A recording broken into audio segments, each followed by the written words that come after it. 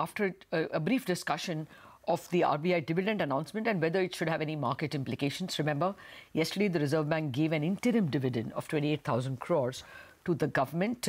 With this, the total dividend given by the Reserve Bank to the government in fiscal 19 is 68,000 crore. 40,000 crore was given in June last year. MS Gopikrishnan, head of macro trading and financial markets at Standard Chartered Bank, joins us on the phone line. On the phone line because they have a trading holiday today. Gopi, thanks much for ruining your holiday. But what do you think the markets will do on Wednesday? Do you think there is any reason to react to this 28,000 crore news? I think by and large it was expected, Rata. In fact, it has been in the news and there were discussions around 28,000 crore. I think there are no surprises per se on the number, but I would think there will be some small relief rally because till it is, it is finally declared as 28,000, there would have been some anxiety in the market. So with this, I think that has gone. So probably we'll see a few basis points in the bond markets a rally. But the fundamental reason also why I think bond markets could see a small pullback in yields is because it is sold off from a low of the 10-year benchmark is sold off from a low of 741, 42 to close to 760 now. And it has been trading in the range of 740, 760, and it's higher in the range. So this news should help the market to recover a bit. And the HOMO has also been announced earlier by a day because today is off. So I think overall sentiments are looking okay.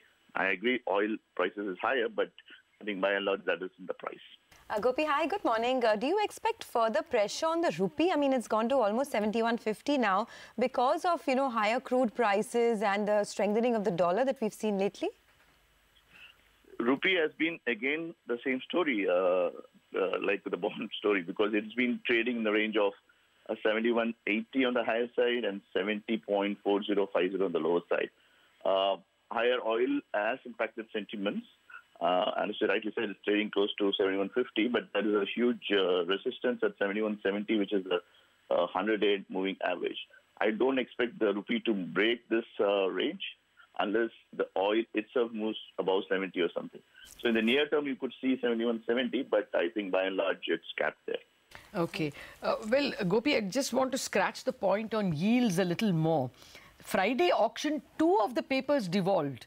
That shows a lack of appetite for government paper. And I heard a lot of dealers saying that they prefer state government paper now. They're getting 25 to 50 basis point more. So it's very good to sell in the OMO when the RBI is buying and then take that money and buy SDLs, which is giving them a higher yield.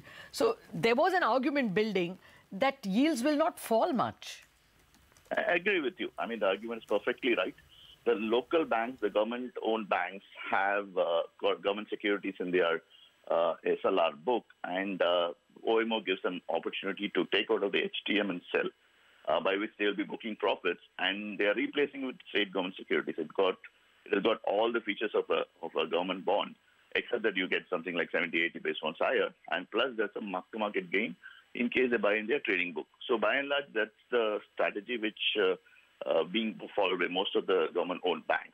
And that is one of the reasons you don't see too much of appetite in government bond auctions.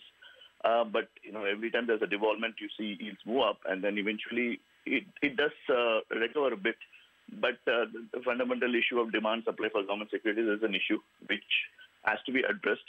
And with RBI OMOs, it's still okay.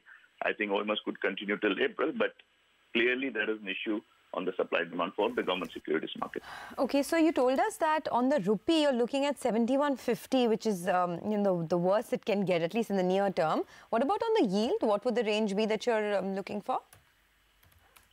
I think 760 on the old 10-year seems to be the kind of a cap on the yield because of OMOs. I think it's difficult for it to break that level.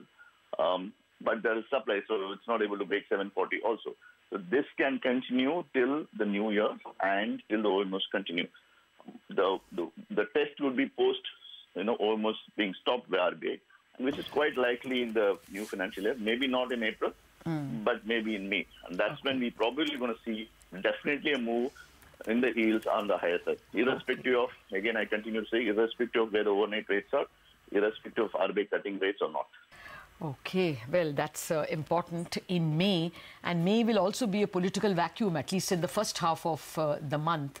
So it could be a little dicey if at that point we see yields shooting up. Thank you very much, Gopi, for giving us the background and more importantly, the non-existent impact of this 28,000 crore dividend on the bond markets. Bond markets are worried about other things. Too much government borrowing is their major pain point.